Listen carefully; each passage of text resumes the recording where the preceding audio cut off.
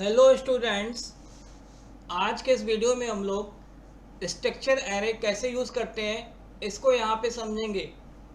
Basically structure array का मतलब ये होता है कि जहाँ पे हमने स्ट्रक्चर को एज ए एरे डिक्लेयर कर लिया है तो वो हमारा यहाँ पे क्या कहलाएगा, स्ट्रक्चर एरे। स्ट्रक्चर एरे का मतलब ये होता है कि स्ट्रक्चर के अंदर जितने भी वेरिएबल्स होंगे वो उतने नंबर ऑफ टाइम्स हमसे वैल्यू इनपुट करने के लिए कहेगा और उतने नंबर ऑफ टाइम्स वो वैल्यू प्रिंट होगी। जैसे आपको मालूम है कि structure is a collection of structure is a collection of different elements और एरे क्या होता है, array is a collection of same elements. लेकिन चूंकि हमने इसको स्ट्रक्चर एरे बना दिया है तो स्ट्रक्चर एरे में होगा क्या कि स्ट्रक्चर के अंदर जितने भी वेरिएबल्स होंगे वो उतने नंबर ऑफ टाइम्स हमसे वैल्यू इनपुट करने का कहेगा, उतने नंबर ऑफ टाइम्स वो वैल्यू प्रिंट भी होगी। अब इसको कैसे यूज़ करते हैं इसको यहाँ पे देखते हैं। इसके लिए सबसे पहले मैंने दो हेडर फाइल लगा दी, से studio.h, then conio.h, then struct abc। इसके अंदर मैंने एक a वेरिएबल ले लिया, दूसरा b वेरिएबल ले लिया और यहाँ पे मैंने एक ये लगा लिया। तो ये क्या बन गया यहाँ पे, स्ट्रक्चर एरे। अब इसके बाद वाइड मेन आता है। आपको मालूम है कि जब एरे हो जाता है तो एरे में बिना लूप के हम कोई भी चीज़ ना तो इनपुट करा सकते हैं ना इसको डिस्प्ले करा सकते हैं। तो उसके लिए लूप चलाना होगा। तो हमने लूप चलाना शुरू किया, i बराबर 0, i less than 5, i plus plus. अब सबसे पहले printf enter the value of a, scanf %d क्या लिखेंगे, c of i dot a। अब f+13 लगा लेंगे, then enter the string gets c of i dot b। तो इस तरह से ये हमारा लूप पूरा हो जाएगा। अब इसको डिस्प्ले कराना है तो डिस्प्ले के लिए फिर से लूप चलाना होगा।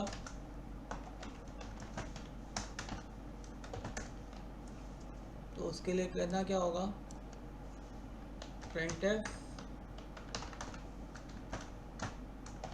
%d /t c of i dot a,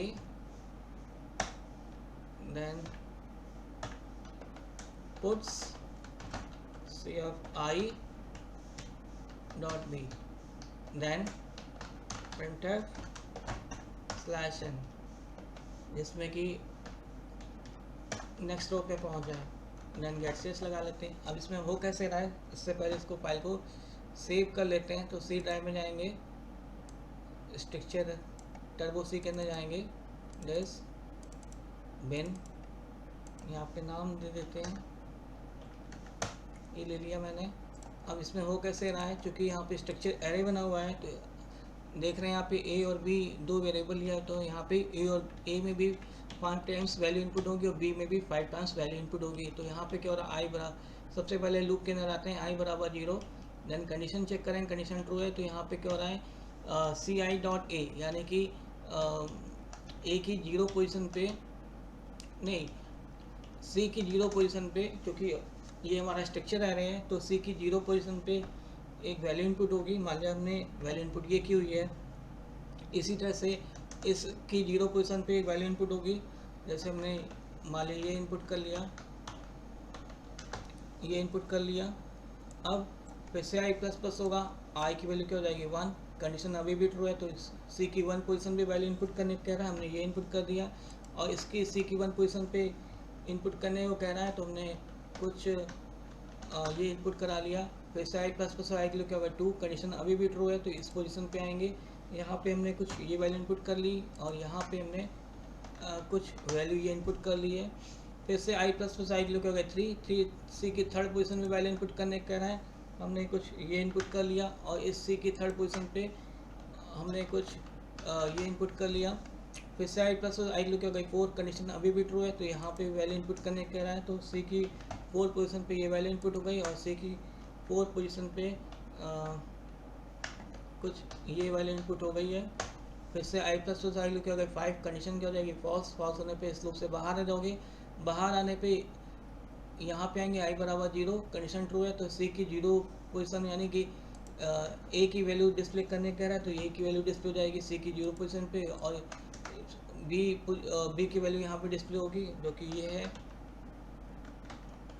फिर से आई प्लस आई वैल्यू क्या गई 1, कंडीशन अभी भी ट्रू है तो यहाँ पे क्या वैल्यू डिस्प्ले होगी 89, और इस पे क्या वैल्यू डिस्प्ले होगी ये कुछ। फिर से आई प्लस प्लस आई क्या हो गई 2, कंडीशन अभी भी ट्रू है तो सी की इस पोजीशन पे वैल्यू क्या डिस्प्ले होगी ये, और इस पोजीशन पे वैल्यू क्या डिस्प्ले होगी ये। अब आई के लिए क्या हो गई 3, थर्ड पोजीशन पे क्या डिस्प्ले होकर आएगी ये, और इसकी थर्ड पोजीशन पे वैल्यू क्या डिस्प्ले होकर आएगी, अच्छा गलत बोल दिया मैंने, इस पे क्या डिस्प्ले होगी ये, और यहाँ पे क्या डिस्प्ले होगी कुछ ये। फिर से आई प्लस आई क्या हो गई 4, कंडीशन ट्रू है तो यहाँ पे क्या डिस्प्ले होगी ये, और इस पे क्या डिस्प्ले होकर आएगी कुछ ये।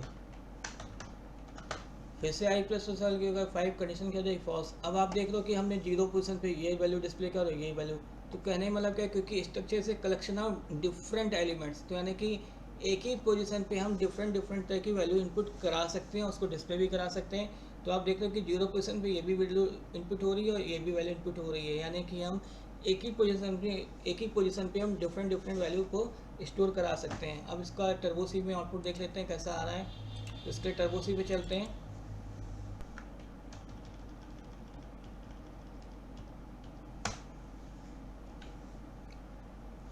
इसका साइज ये किया मैंने,